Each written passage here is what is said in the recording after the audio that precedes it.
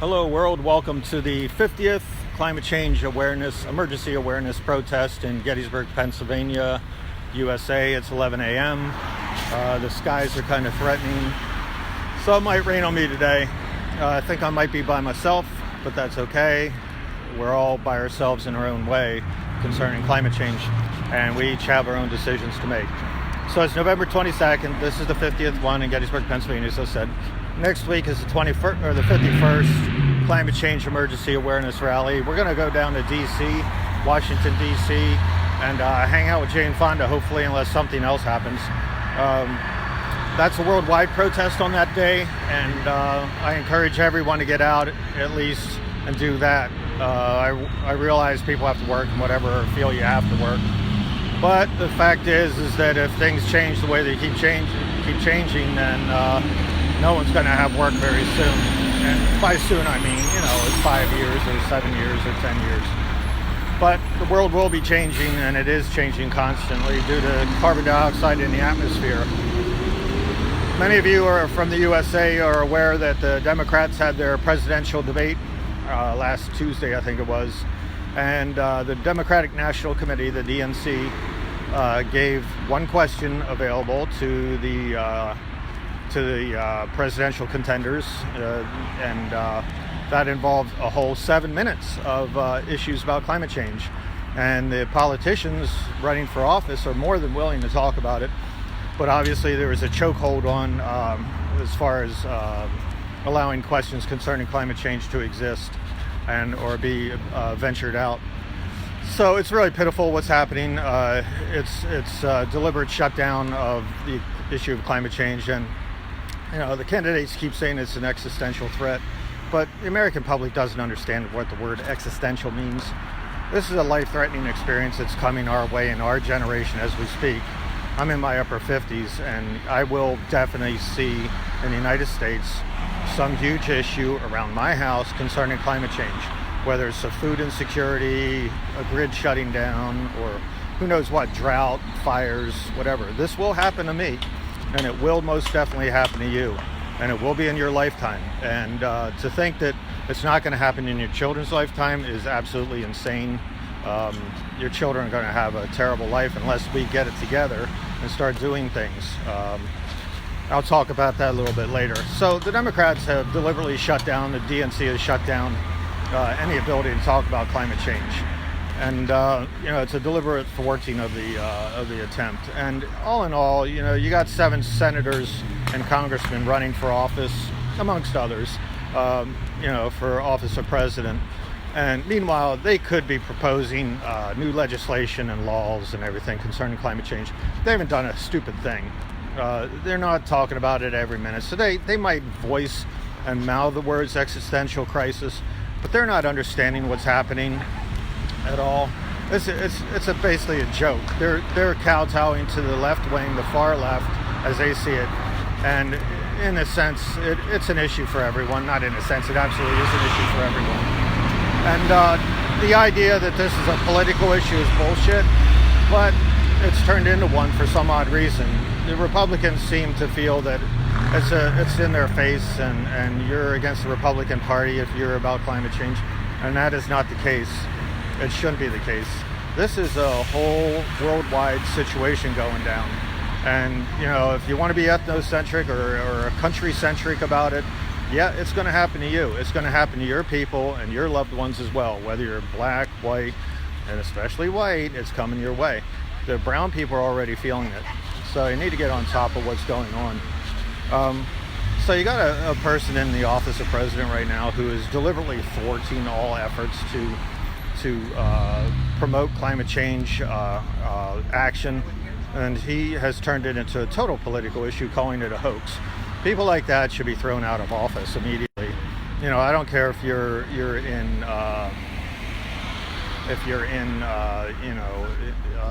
Botswana or the United States or India or wherever. This is a crime against humanity to do actions that are going to hurt all of us. And so, it's a question of how far do we want to go down this road with these people that continue along this way. Now, I don't care if it's a Democrat or Republican. If you're stupid enough to start doing things that are going to hurt everyone, then you should not be in office. But that's up to the public to engage. And right now, as we can see, I'm the only one out here, and people aren't taking it seriously. And I hope in Europe people are engaged and doing it weekly, and maybe it'll spill over this way, but I doubt it. We have tended to become a third world country, a hillbilly nation that tends not to think forward, and are all about us right now and our big trucks and our big cars, and it's really a shame. So our country is better than that. We have shown in the past that we can do things for humanity and do good things, but we've also shown that we can do terrible things. And right now, our country is all about terrible things. Bernie Sanders keeps saying, and he's the only one that's really getting it, but he keeps saying that we have 11 years to act on this. We do not have 11 years to act on this. 11 years was 30 years ago, okay? So we're way past the point of no return. The question is how bad do we want us to be? Right now, if you want to equate it, we're in a thumb screw, and this thumb screw has already screwed down into our thumb, and we cannot escape this issue.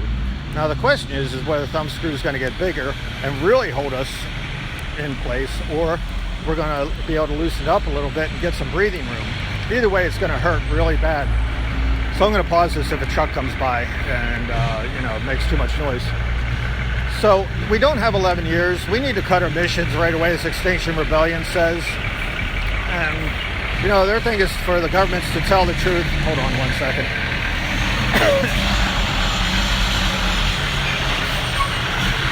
I've deliberately placed myself on the street here to show how bad things are around this country. So Extinction Rebellion says we need to cut emissions right away. They're saying 2025, but that means cut emissions in half by 2025, if not all the way. And they're exactly right, whether we'll actually get on it. And what's that? Oh, good. Anyways, again, this person yelled at me, I voted for Obama. I don't care who you voted for. You're an idiot if you're yelling at this political issue when I'm having a sign that says, ask your farmer, got kids, and things like that. So this country is becoming really polarized and hostile, and it's kind of worth your life to stand out here right now. But I'll do it until someone takes me out. So anyways, we don't have 11 years to act on this. Extinction Rebellion says we need to get on this right away. They need the government and the media to start telling the truth as to what's happening. And and then the most important thing beyond that is to have a citizens' assembly with no politicians involved that come up with solutions to the problem. Otherwise, I don't see us surviving in a pleasant situation. It'll eventually become hostile and very violent.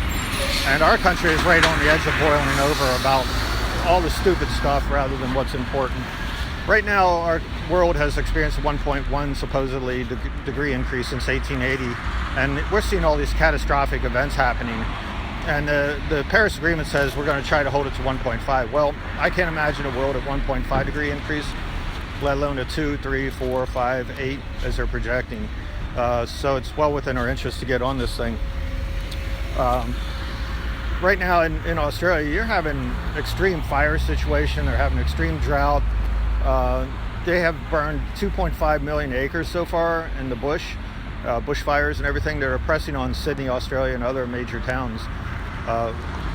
So you're having this whole thing. 2.5 million acres, if you're a local person around here, that's equal to 418 Gettysburg battlefields. So that's how many Gettysburg battlefields are burning right now. It's 6,000 acres or 8,000 acres, whatever it is here. Koalas are suffering horribly with these fires. They go up the tree and then they end up burning, and they're not smart enough to run, and they can't run because they have small legs. So they're becoming functionally extinct in Australia, so take a good look at them while you can. The only place you're going to be seeing them is in a zoo. Venice, Tuscany, and Rome had massive floods this week. Venice had their highest flood, or second highest flood ever, and eventually that town will go under. In the Chucky Sea, north of Russia, the ice is still gone and not here, which is kind of odd for this time of year. Hold on. Usually this time of year in Russia, the sea ice is very thick and the Russian Navy can't get out and you can't have shipping or anything. Well, evidently the ice has not reformed at all. So that's going to cause an extreme methane outburst next summer when it happens, because the warm waters of the sea or the rivers will flow into it, as well as the warming of the ocean itself, because you have basically a blue ocean event there. And instead of being at 32 degrees, which is freezing in Fahrenheit, you're going to have an exponential jump in temperature. And it's going to affect the sea ice around the North Pole area as well. So the eventuality of a blue ocean event will happen, and that'll allow for methane to escape even more so. Last summer they were scooping it out in buckets out of the water, and the buckets were evidently still bubbling from methane. So methane is a greenhouse gas in the first 2 years is 160 times more potent than is CO2. And then after that, it's somewhere around 80 times more potent than CO2 for the next 20 years. And then eventually after 20 years to 100 years, it's 20 times more potent. So right now I calculated, I think it's the CO2 level up there last summer was around 2,500 or 500 or whatever. Right now the CO2 level in the world is 410, and we're experiencing all this. If it's at 2,500, we're all going to boil to death through heat. But hopefully that won't spill down the rest of the world, but you never know if there's a outgassing or a sudden burp of methane. So what do we need from the government? We need the government and the media to start telling the truth as to what's going on. They have all the information. If I can get the information, they most assuredly have the information. We need measures to reduce CO2 immediately. Stop building new roads. We need mass transit, and the money you save from building new roads is to put it into mass transit in this country. We need to repair the roads as they go along, but we cannot keep building roads. That just promotes more carbon dioxide, carbon burning transportation. So we need a president that'll get on daily or weekly and talk about climate change and how this is a worldwide effort, and especially an effort for the United States, such as being at war. This is worse than all the combined wars ever, as far as our survival. So people aren't getting it, and this is a bigger event than all the world's wars combined. Do you understand that? Bigger event than all the world wars combined. All right, so we're in a desperate situation, and no one even knows it. People look out the window right now and think everything's just normal because it's winter time. But I'm standing out here. It's not brutally cold. It's late November, and it's 50 degrees right now. I know I'm dressed like a snowman because I don't know what I'm going to get minute to minute. But it is almost balmy out here, which is kind of crazy. You also need to ask yourself and look for politicians that are schooled in climate change. You don't want to keep having elected officials that don't know anything or are as smart as a bag of doorknobs. And in this county, we have those. I've encountered them, and they make stupid statements to me as far as climate change and things like that. And there are representatives, and very close representatives here. I mean, they're literally across this crosswalk right here and say smart-ass stuff rather than engage and ask smart questions or intellectual questions. They just say stupid talking points. So you need to get rid of these kind of politicians that are absolutely stupid about climate change. And you need to elect officials that know what's going on and will actually do something and have that as their number one agenda. Maybe a question to any politician is, what is your plan? What are you doing right now to save us? It's your children involved, and it's not only just yourself as you're watching this, but you look over at your child sitting across the table from you right now, and it is your child that's involved. So CO2 does not go away. All right, this is a thumbscrew situation. You can stop producing CO2 immediately, and it'll stay around in the atmosphere for thousands of years. So unless we figure out a way to remove it, this is what we're going to be dealing with, and you're going to get massive feedback loops that keep on keeping on. You can stop it and not have one more car going, not more anything, but the temperatures are going to continue to rise because all the feedback loops we've now engaged. It is way too late to think that things are going to continue as normal, and they're not. They're just going to get progressively worse. So we all need to get together as a citizens' assembly and start working on things as a group, but it's not happening, and I'm by myself out here. See? You see anyone? There are 8 corners out here people could be standing on, and I literally have a college, and I know I keep railing on them, but there is Gettysburg College right around the corner here that the kids are doing nothing. They're in between classes. They could easily be up here or start a rally of their own. They should be causing a riot at this time. All college kids should be fully engaged and be causing a riot. They are not stupid. They passed SAT scores. They passed ACT scores. They're not dummies. They're just too self-absorbed right now, it seems like, in their little iPhones to get on it. And they think things are going to be okay, and they're not. So So enough with my haranguing for today. Next week we'll be down in Washington, D.C. We're going to watch Jane Fonda get arrested, and hopefully we won't get arrested, because in America, if you're not connected, it's impossible to get out of prison within a day or two once you're arrested. It's not like England. Wish it was. So I'll see you next week, and thanks for hanging in there. See you later. Bye.